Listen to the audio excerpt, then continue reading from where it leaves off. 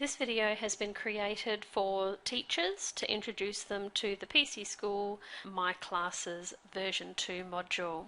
The My Classes module can be accessed via the student menu, and then you should find My Classes version 2.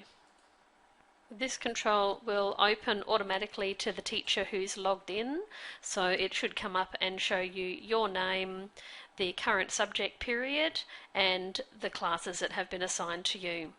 If you're a primary school teacher, you might only have the form class in there.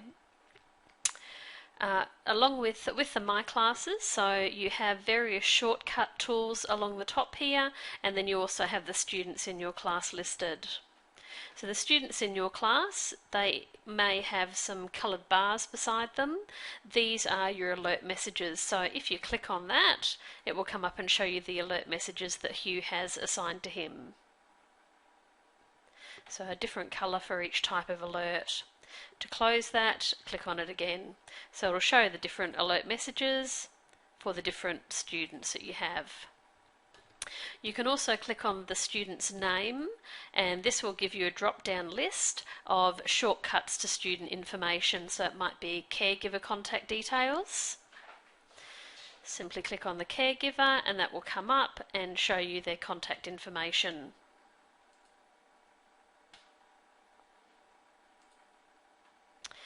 Maybe emergency contact information, absences, viewing their medical, user defined, etc. So all of these give you shortcuts to the student's information. Along with the individual student shortcuts, by clicking on the student, you then have shortcuts for the class that you have selected. So to select a different class, simply click on it down the left-hand side, and that'll show the students that you have in your other classes.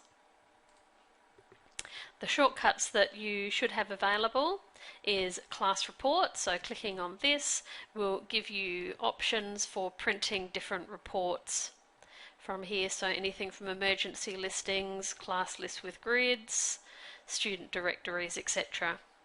You have three report options. You have a quick print, which will actually print and download a PDF, so it doesn't ask you to fill out any parameter values.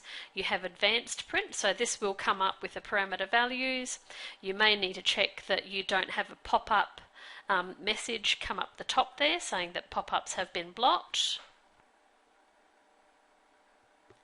So this will come up with your parameter values here. It will default to the teacher and to the class that you've selected. You can change those options in there if you choose to. Otherwise you can just say download report, and again that will download a PDF for you.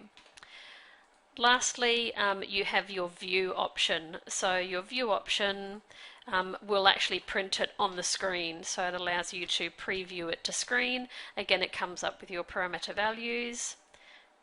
Click view report and that will print it to the screen, so then you can look at it and you can then print it from your printer options in your browser. So you have your report. So that's the first shortcut you have there, is your print reports. You then have an option to export a class list, so this will export it to an Excel file, and that will then be available down the bottom here, and that will create an export with the student's unique hash, their student key, their full name and their email address. Next you have your email option, so this allows you to email the students' parents, the students themselves, or other teachers of the students. Here the first tab is the students' information. If you wish to send an email to the students, you can then simply click on this arrow here and that will take all the students across.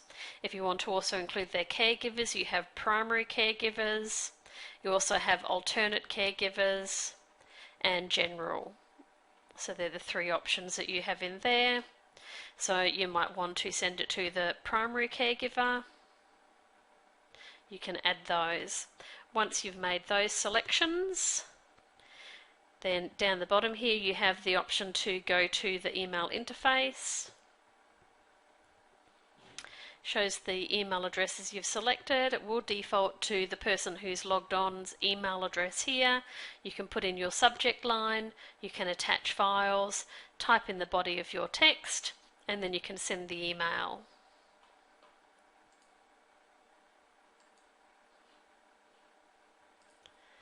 So that's the email option here. You then also have class documents. So if you're using the document manager, this is where copies of the students' assessment reports would be saved as PDF, or where you can copy in your own things like assessment outlines or videos of the kids doing things in class or photos of their classwork, etc. And you've got the students down the side here, and you've got the various subjects you've got access to along the top. So it gives you access to your document manager folders. If you're using the PCSchool calendar, which is user-centric, you can also from here allocate homework. So while you're in the class that you want to allocate homework for, you can click on this button here. That will then come up with the add new entry for homework. So you can add a new event, and that would be the homework. So read chapter 5 or whatever it might be that you need to do. So you can enter the information, a note, who it is, start date, end date, comment, etc. That will then appear in the PCSchool calendar. Parents can log on at the end of the day and see what homework has been allocated to students, and students can also see it as well. Subject and assessment program details. So this is a new tool that's being developed so that teachers can customize student assessment plans. Next, you've got the attendance analysis. So this allows you to look at attendance analysis for the class again that you've got selected.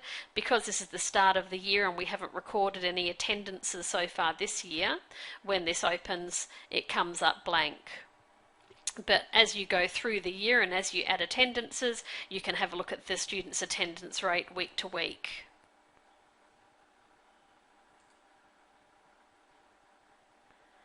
Next you have Markbook. So if you're using the Markbook for your assessment reporting, then this is where you would be able to go in and access that Markbook for the subject that you've got selected.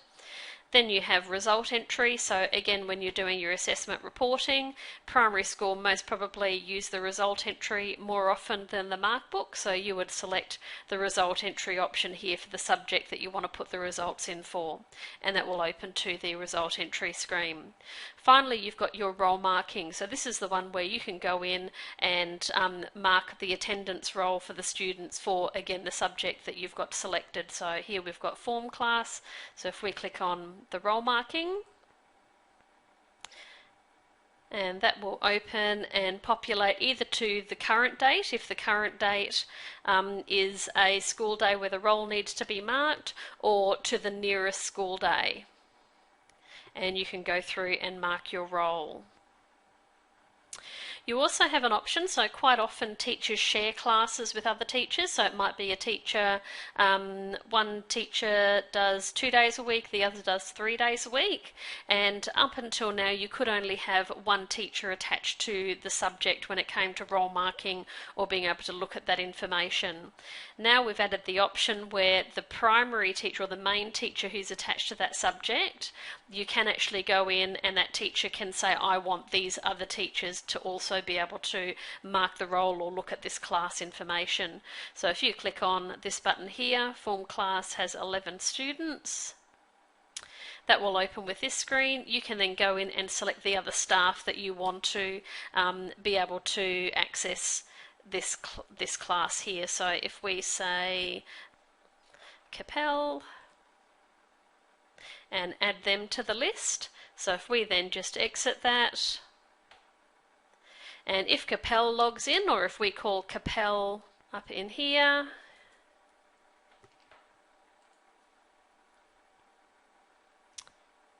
we can see Capel has their own form class, but down here it's also showing us the form class for Caramel M. and that has the same students as Caramel M, so we can see those. But over here, because Capel isn't the main teacher who's attached to that subject, he doesn't then have rights to go on and say other teachers can also look at it. Only the main teacher can do that. To remove that option, the main teacher can go in, click on that orange button and remove the teacher they've added at any time.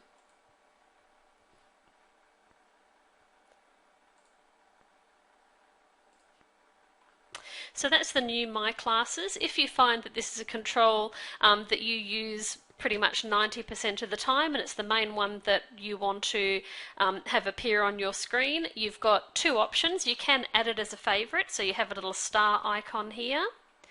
If you click on that, that should then add that as a favourite. So if I close that screen, go back to my portal, click on my name and say refresh my favourites list, that will then add it as a favourite down the bottom here, so I don't need to look for it in the menus. It'll show it right down the bottom. Alternatively, I can make the My Classes my actual home page. So to do that, again, when you're in the My Classes, in the My Classes here, you have a little heart icon, so that sets it as your portal home page. So if you click on that heart, and if we then log out and log back in as Caramel, we can see it logs us directly in to the My Classes as our home page. To undo that and set the original home page, you just click on the little house icon. That will take you back to your main home page or your normal home page. Once in there, you can then just click on the little heart icon here, and that will reset this one as your portal home page. So that's the new My Classes control. So that's the one that schools can use, teachers can use to access all sorts of information for their classes.